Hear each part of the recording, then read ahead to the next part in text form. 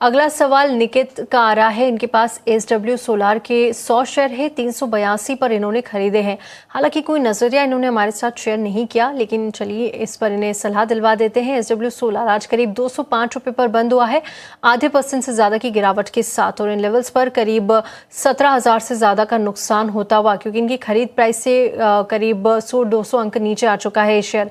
कैसे देख रहे हैं आप वत्सल जी, एसडब्ल्यू सोलार को लेकर क्या सलाह होगी आपकी? देखिए, सोलार और रेन्यूएबल की अगर बात करें तो लगातार कुछ कंपनियां हैं जो बढ़िया प्रदर्शन कर रही है, लेकिन क्या इनमें भी कोई चुनिंदा कंपनीज है जो अच्छे रिटर्न दे पा रही है? एरेडा की बात करें तो वहां पर कुछ रिटर्न नहीं दिख रहे हैं, एसडब्ल्यू सोलार में भी कोई ऐसी तेजी नजर नहीं आ रही है। कैसे देख रहे हैं आप चाल को, और एक बार इस सेक्टर पर भी अपना आउटलुक रखिएगा।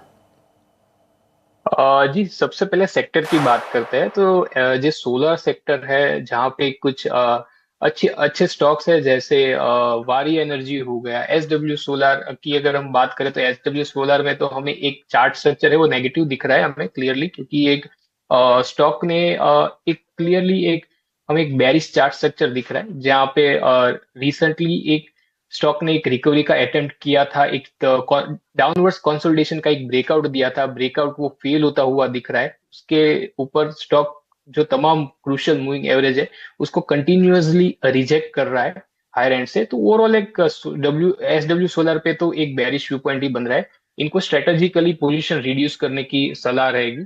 तो फिलहाल पोजीशन को होल्ड कर सकते हैं with the stop loss of 180, पर अगर 180 तोड़ता है तो मुझे लगता है कि कंप्लीटली एग्जिट ले लेना चाहिए। पर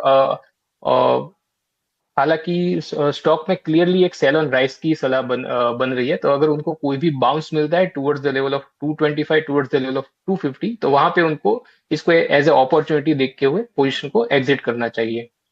और सोलर एज ए सेक्टर की बात करें तो मुझे लगता है कि यहाँ पे एक ऑलरेडी एक अच्छी खासी एक रैली हो गई है सेक्टर में, और फिलहाल थोड़े टाइम तक फॉर फ्यू वीक्स मुझे लगता है कि सेक्टर में हमें कंसोलिडेशन देखने को मिल सकता है।